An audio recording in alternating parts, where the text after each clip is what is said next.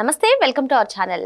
ఆంధ్రప్రదేశ్ మాజీ ముఖ్యమంత్రి వైఎస్ జగన్మోహన్ రెడ్డి తన తల్లికి ఏదైతే గిఫ్ట్ డీడ్ ఇచ్చారో ఆ గిఫ్ట్ డీడ్ అంశంలో హైదరాబాద్ ఎన్సీఎల్టీ ఇచ్చినటువంటి తీర్పు పైన సవాల్ చేస్తూ వైఎస్ విజయలక్ష్మి గారు మద్రాస్ ట్రిబ్యునల్లో కౌంటర్ దాఖలు చేశారు. మరి ఏం జరగబోతుంది? ఒక పక్క చూసుకున్నట్లయితే మేనల్లుడు రాజకీయ ఎంట్రీ, మరో పక్క తల్లి ఈ విధంగా కౌంటర్ దాఖలు చేయడం. అసలు సొంత కుటుంబీకులే జగన్మోహన్ రెడ్డి పైన ఇంత వ్యతిరేకత ఎందుకు చూపుతున్నారు? ఇటువంటి అంశాలన్నీ కూడా చర్చించడానికి మనతో పాటుగా ఉన్నారు జనసేన అధికార ప్రతినిధి కుసంపూడి శ్రీనివాస్ గారు. నమస్తే సార్. 2019లో 151 సీట్లతో ఘన విజయం సాధించినటువంటి వైసీపీ 2024 వచ్చేసరికి 11 సీట్లకు పరిమితమైంది. అటు ప్రజలే కాదు, ఇటు సొంత కుటుంబీకులు కూడా వ్యతిరేకం చూపుతున్నటువంటి పరిస్థితి. మరి ఏదైతే గిఫ్ట్ డీడ్ ఇచ్చారో అది మళ్ళీ నాకు వెనక్కి కావాలంటూ ఎన్సీఎల్టీ కోర్టులో దాఖలు చేయడం, మరి ఆయనకు అనుకూలంగా తీర్పు రావడం, దీన్ని సవాల్ చేస్తూ ఇప్పుడు జగన్మోహన్ రెడ్డి తల్లి విజయమ్మ గారు మద్రాస్ ట్రైబ్యునల్లో కౌంటర్ దాఖలు చేశారు. సార్, ఏం జరగబోతుందంటారు? ఇంకో పక్క చూసుకున్నట్లయితే మేనల్లుడి రాజకీయ ఆరంగేట్రం, వైసీపీ పరిస్థితి ఏ విధంగా ఉండబోతుంది అంటారు? మీరు అన్నట్టుగా 2019 ఎన్నికలకు ముందు విజయమ్మ గారు కావచ్చు, వాళ్ళ చెల్లెలు షర్మిల గారు కావచ్చు, రెండు వైపుల రాష్ట్రం అంతా తిరిగి నా కొడుక్కి ఓట్లేయండి అని చెప్పేసిన తల్లి, మా అన్నకి ఓట్లేయండి ఈవిడి. షర్మిల గారు అయితే దాదాపు 3000 కిలోమీటర్ల పైన పాదయాత్ర కూడా చేసింది పాప అన్నగారి గురించి. అంతా చేసిన తర్వాత అధికారంలోకి వచ్చిన తర్వాత జగన్మోహన్ రెడ్డి అసలు విశ్వరూపం తెలిసింది వాళ్ళకి కూడా, అంటే తల్లికి చెల్లికి కూడా జగన్మోహన్ రెడ్డి గారు అసలు విశ్వరూపం అనేది బయటకు వచ్చింది. ఇంకా ఆ తర్వాత కొద్దిగా ఎప్పుడైతే ఆస్తుల విషయంలో గొడవలు వచ్చినాయో, మళ్ళీ షర్మిల గారు తెలంగాణ వెళ్ళిపోవడం, ఆమె అక్కడ పార్టీ పెట్టడం, మళ్ళీ రావడం, ఆంధ్రప్రదేశ్ రాజకీయాల్లో మళ్ళీనేమో కాంగ్రెస్ పార్టీకి అధ్యక్షురాలు కావడం, ఇదంతా ఒక ఎపిసోడ్. కాకపోతే ఎప్పుడైతే జగన్మోహన్ రెడ్డి గారు దూరం పెడతాం మొదలుపెట్టారు, ఎందుకంటే ఆస్తుల గురించి, కేవలం ఆస్తుల గురించి కొన్ని వేల కోట్లు లక్షల కోట్ల ఆస్తులు ఉన్నా కూడా ఇద్దరు ఆడబిడ్డలు ఉండి అతనికి వాళ్ళు ఏదో లండన్లో చదువుకుంటున్నారట పాపం. అయినా కూడా ఇంత ఆశ ఏంటో తెలియదు. అంటే జగన్మోహన్ రెడ్డి గారికి కావాల్సిన డబ్బు, పదవి, ఈ రెండూ ఉంటే చాలు. తల్లి లేదు, చెల్లి లేదు, మనుషులకి ఎవ్వరూ అనవసరం అతనికి. దాంతో ఎటువంటి విషయం ఎలాగైనా అతను వికృత రూపం చూపిస్తూ ఉంటాడు. అతను అంతా ఏం చేశాడు, అక్కడికి ఇతనికి చూసి భయపడి తల్లి దూరమైంది, చెల్లి ఏమో చేదయింది, భయపడ్డారు. నేను అంటుంది ఆస్తుల గురించి తల్లిని కూడా కోర్టుకు మెట్లు ఎక్కించాడు.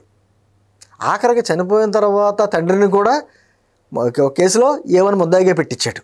అటువంటి వికృత రూపం అన్నమాట జగన్మోహన్ రెడ్డి. అంటే మామూలు మెంటాలిటీ కాదు, అవుతుంది ఒక ఫ్యాక్షనిజం మెంటాలిటీ తోటి. తల్లి కూడా భయపడిపోయిందిగా, ఓ టైంలో డైలాగ్ వేసింది కదా ఆమె, మనకి ఆ రాష్ట్రంతో జగన్మోహన్ రెడ్డితో మనకి ఏం సంబంధం ఉంది ఆమె అంటే. అంతకంటే దిగజారుడు మరొకటి లేదు. మనం చూశారు కదా రాజశేఖర రెడ్డి గారి వర్ధంతి సందర్భంగా ఆ రోజు జయంతో వర్ధంతో మొత్తానికి ఇడుపులపాయలు వెళ్ళినప్పుడు ఆ సమాధి దగ్గర ఎంత దారుణంగా తల్లి వస్తే కనీసం ఆవిడని పలకరించకుండా ఆవిడ దగ్గరికి తీసుకుంటే యథాలాపంగా ఏదో మొహం పక్కెట్టుకుని ఎందుకు ఇంకా బతికి ఏంటి జగన్మోహన్ రెడ్డి, నాకేం అర్థం అట్లా అతను వ్యవహారం ఎంత. అటువంటి వ్యవహార శైలి ఉన్న వ్యక్తి ఈ రోజున షర్మిల గారు మొత్తం బయట పెడుతున్నారు. రోజు ఒక్కొక్క అంశంతో మొత్తం బయట పెడుతున్నారు. వివేకానంద రెడ్డి గారి హత్య కేసులో ఆ హత్య కేసుకు సంబంధించిన నిందితులు ఆ పక్కనే తిరుగుతున్నారు. జగన్మోహన్ రెడ్డి వారికి అండగా ఉంటున్నాడు అనే విషయం వివేకానంద రెడ్డి గారి కూతురుతో పాటు షర్మిల గారు ఇక్కడ అంటున్నారు కదా, జగన్మోహన్ రెడ్డి వాళ్ళకి కాపాడుతున్నాడనండి. అంటే బయటకు వస్తే జగన్మోహన్ రెడ్డి గారు నా అవ్వ, నా తాతయ్యలు, నా అక్క, చెల్లి అని రకరకాలుగా మాట్లాడతాడే, ఇంట్లో ఉన్న తల్లికి చెల్లికి న్యాయం చేయలేకపోయాడు. సార్, ఈవెన్ అరెస్ట్ అయి ఉన్నప్పుడు కూడా ఇదే తల్లి ఇదే చెల్లి రోడ్ల మీద పాదయాత్రలు చేసి అధికారం రావడం కోసం, తనను ముఖ్యమంత్రి చేయడం కోసం ఎంతో కష్టపడ్డారమ్మా. మీకు రాజ్భవన్ రోడ్లో అప్పట్లో రోడ్డు పక్కన కూర్చున్నారు తల్లి చెల్లిని, ఇప్పటికే మా కళ్ళ ముందు తిరుగుతుంది. అంటే ఏ ఉండదు అతనికి. అధికారం వచ్చిన వెంటనే అసలు ఈ తల్లిని చెల్లిని దూరం ఏది కేవలం ఆస్తుల గురించి. అంటే అసలైన ఆస్తుల్లో వాటా ఇస్తాడు కానీ బినామీ ఆస్తుల్లో వాటా ఇవ్వడం. మెయిన్ ఏంటంటే అది బినామీ ఆస్తుల్లో కూడా వాటా కావాలని కోరుకుంటుంది ఆవిడ. ఇప్పుడు వీళ్ళకి షర్మిల గారికి కూడా రాష్ట్రం మీద ప్రేమ ఏమి ఉండదు. అన్నయ్య గారు కానీ నిజంగా ఆస్తుల్లో వాటాలు కరెక్ట్గా ఇచ్చేసి ఉంటే, మా అన్నయ్య దేవుడు అనేది ఆవిడ కూడా. ఆ ఫ్యామిలీ అటువంటి, ఆ ఫ్యామిలీ ట్రీ అటువంటిది. మళ్ళీ ఇప్పుడు మీరు కొత్తగా చెప్తున్నారు ఆ ఫ్యామిలీ ట్రీలోంచి మళ్ళీ షర్మిల గారి కొడుకు రాజారెడ్డి గారు రాజకీయ అరంగేట్రం వచ్చి ఏం చేస్తాడో మనకు తెలియదు. ఏంటంటే అతనికి ఇప్పుడు నిజంగా నాయకత్వ లక్షణాలు ఉంటే వారసత్వం అడ్డు కాకూడదు. లోకేష్ గారు ఉన్నాడు, ఆయనకి ఏదైనా గోల్డెన్ స్పూన్తో పుట్టాడు. తాత సీఎం చేశాడు, తండ్రి సీఎం చేశాడు, ఆయన సొంత మాంగారు ఎమ్మెల్యే చేశాడు. అన్నీ చేసినా కూడా అతను నిరూపించుకున్నాడు, ప్రజల్లోకి వెళ్ళాడు, ప్రజల పట్ల వ్యవస్థల పట్ల అవగాహన పెంచుకున్నాడు, అనేక అవమానాలు ఎదుర్కొన్నాడు. శారీరకంగా అతని మాట తీరు విషయం మీద అనేక రకాలుగా అవమానాలు ఎదుర్కొన్నాడు. యువగళం పేరుతో అతను వెళ్తుంటే ఎన్నో రకాలుగా ఇబ్బందులు ఎదుర్కొన్నాడు. అన్నీ ఎదుర్కొని అన్నిటినీ సరి చేసుకుంటా నిజమైన నాయకుడికి రూపుదిద్దుకున్నాడు. ఈరోజు అతను మాట్లాడుతున్న విధానం కావచ్చు, లేకపోతే అతను ప్రజల పట్ల చూపిస్తున్నటువంటి ప్రేమ కావచ్చు, ఎక్కడ తగ్గాలి అక్కడ తగ్గడం కావచ్చు, ఇవన్నీ చూస్తుంటే ఒక నిజమైన నాయకత్వ లక్షణాలు కనపడుతున్నాయి. మరి రాజారెడ్డి గారిలో, రాజారెడ్డి అంటే ఇప్పుడు ఉన్న రాబోతున్న రాజారెడ్డి గారు, రాజశేఖర రెడ్డి గారి తండ్రి రాజారెడ్డి గారు కాదు, ఆ రాజశేఖర రెడ్డి గారి తండ్రి పేరు పెట్టుకున్నాడు కాబట్టి ఆ బుద్ధులు ఇంక ఉన్నాయా మనకు తెలీదు. అంటుంది ఏదేమైనా ఒకటి మాత్రం స్పష్టంగా చెప్పగలను అమ్మా, రాష్ట్రాన్ని మొక్కలు చేయాలని చూశాడు, కుటుంబం మొక్కలైంది. కర్మఫలం అంటారు చూసారా, అది ఊరికినే పోదు. రాష్ట్రాన్ని మొక్కలు చేయాలని చూశాడు, అతను కుటుంబం మొక్కలయ్యింది. ఈ రోజున రోడ్డు మీద పడి వాళ్ళ కొట్టుకుంటున్నారు ఆస్తుల గురించి. ఇవన్నీ ప్రజలు గమనిస్తున్నారు. ఇప్పుడు నీ ఇంట్లో వ్యక్తులకే నువ్వు న్యాయం చేయలేని వ్యక్తులు, నువ్వు బయటకు వచ్చే సమాజానికి ఏం న్యాయం చేస్తావు, ఏ విధంగా అడుగుతావు? పాపం మీ చెల్లి ఎంత తిరిగింది, కాలికి బలపం పెట్టుకుని 3000 కిలోమీటర్ల పైన తిరిగింది కదా. అటువంటి ఆ వ్యక్తిని కూడా వీళ్ళు ఎప్పుడైతే ఆస్తిలో వాట అడిగిందో, అసలు రాజశేఖర రెడ్డి గారికే పుట్టలేదు అని ఆవిడ మీద ఇన్ని రకాలుగా ట్రోల్స్ వాళ్ళ సోషల్ మీడియాలో ఎక్కడైనా ఖండించాడా? అటువంటి తప్పు అని చెప్పి ఆయన చెప్పాడా? ఆ మనుషులతో చేయించేంత దుర్మార్గంగా మాట్లాడించాడు. అంటే ఆస్తి గురించి విజయం గారి మీద కూడా ఆస్తి గురించి కొడుకుని మీద ఇటువంటి కేసులు పెడద్దా అని చెప్పేసి ఆవిడ మీద కూడా సోషల్ మీడియాలో ట్రోల్స్. అంటే అటువంటి ఒక రాక్షస గణం ఉంటుంది చూసారా, ఇలా అంటారు కాలకేయులు. ఆ విధమైన కాలకేయుల్లో రెచ్చిపాలు ఇష్టం వచ్చినట్టు చేసి అలా ఏమీ లేదమ్మా, ఇంకా తల్లి చెల్లి ఇంకా విధానం ఏమీ లేదు, ఒక మూర్ఖత్వంతో చేశారు. సార్ ఇదే విజయమ్మ గారు కూడా గతంలో ఒక లెటర్ రాశారు. కడుపును పుట్టిన 2 బిడ్డల్లో ఒక బిడ్డ ఇంకో బిడ్డకు అన్యాయం చేస్తూ ఉంటే ఊరుకోలేం కదా అన్నట్టుగా.